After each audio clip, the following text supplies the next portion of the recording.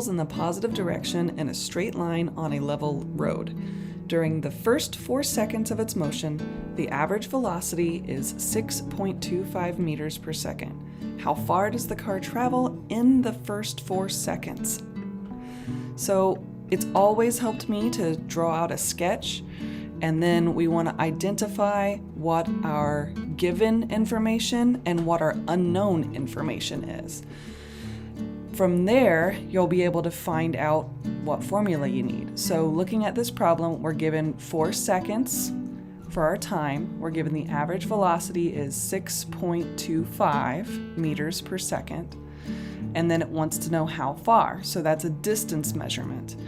So I'm going to use x to represent distance. You can also use d, lowercase d, that works as well.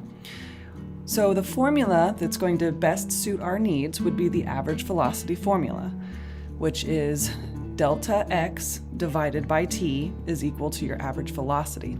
Delta is just the Greek letter, and it just represents the word or the phrase change in. So the change in x, the distance traveled, or how far. So now we just kind of do what I call plug and chug. You can just take your numbers that are given and plug them into that formula.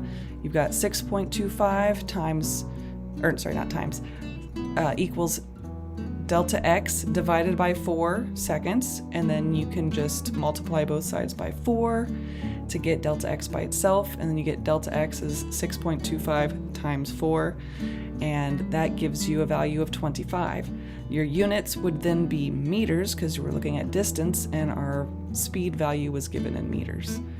So there you have it. If you need to do significant figures, the knowns were given to us with 3 significant figures, so your answer would also have 3 significant figures. Hope this helped. Good luck and keep up the good work.